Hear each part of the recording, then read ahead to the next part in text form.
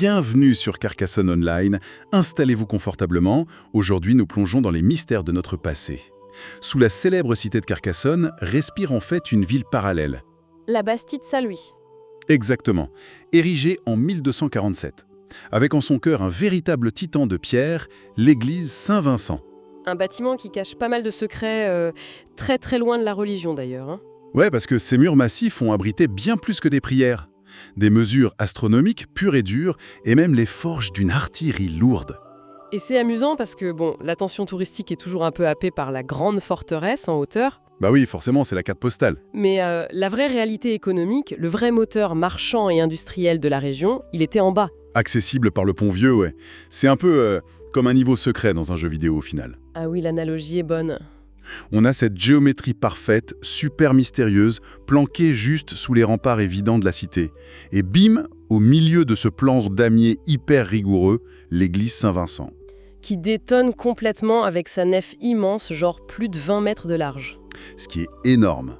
Et surtout construite sans le moindre pilier intermédiaire. Ah mais pour l'époque, maintenir une telle voûte en l'air sans aucun soutien central, c'est un exploit gothique majeur. C'est clair. Et du coup, on se demande comment un tel sanctuaire, enfin un lieu purement spirituel, a pu basculer vers les sciences exactes. Eh bien la clé de l'histoire, c'est sa tour octogonale. La fameuse tour de 54 mètres. Voilà. Faut bien s'imaginer que dans une ville totalement plate, une tour de cette taille, ça sert pas qu'à mettre un carillon. Bah non, c'est un repère visuel absolu, on la voit de partout. Exactement. Et c'est pour ça que les astronomes Delambre et Méchain l'ont réquisitionné à la fin du XVIIIe siècle.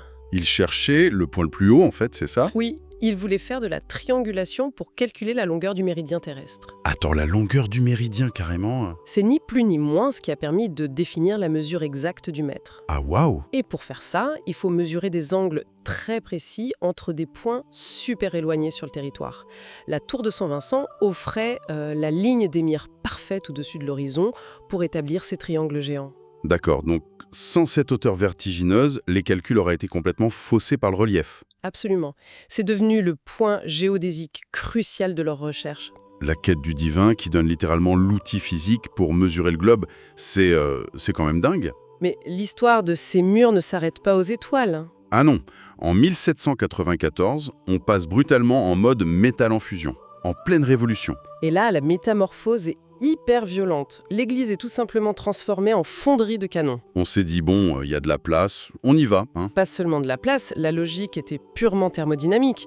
Couler des canons pour la guerre, ça génère une chaleur infernale. Et des fumées toxiques, j'imagine. Exactement, sauf qu'avec une nef de 20 mètres de large, il y a largement l'espace au sol pour les hauts fourneaux. Ah ok, je vois. Et ces voûtes gothiques incroyablement hautes, elles agissent comme une cheminée géante. Pour ventiler les gaz mortels, naturellement en fait. Voilà, et la pierre massive est idéale pour contenir tous les risques d'incendie. En fait. Oui, l'ingénierie du bâtiment s'y prêtait totalement. Le fracas des marteaux a simplement remplacé l'acoustique sacrée. Et le bâtiment va encore souffrir un bon siècle plus tard. La résistance farouche de 1905. Ah, ça c'est un autre grand moment de tension, ouais. La fameuse séparation des églises et de l'État. Quand il a fallu faire l'inventaire des biens de l'église. Les paroissiens ont carrément refusé. Ils se sont barricadés à l'intérieur de Saint-Vincent. Pour bloquer l'État. C'est ça, les autorités ont dû y aller à la hache. À la hache. Oui, pour défoncer les immenses portes en bois massifs de l'édifice. L'ironie est quand même mordante. L'État qui attaque à la hache l'église qui lui servait à forger ses propres armes 100 ans plus tôt. Ça prouve au final que l'architecture est un organisme totalement vivant. Les pierres d'un même édifice, tour à tour, elles prient, elles fondent des armes. Elle mesure les étoiles. C'est ça, et elles servent de barricade. La géographie d'une ville absorbe et recrache toutes les convulsions d'une société. Eh bah, ça laisse une réflexion assez obsédante pour terminer. Laquelle ? Si on sait qu'un simple clocher médiéval de province a fourni la ligne de mire nécessaire pour définir les dimensions exactes de notre monde, Ouais. quelle découverte vertigineuse, quelle révolution future attendent patiemment leur heure, cachée sur le toit ou dans les sous-sols des bâtiments ordinaires qu'on croise chaque matin dans la plus parfaite indifférence.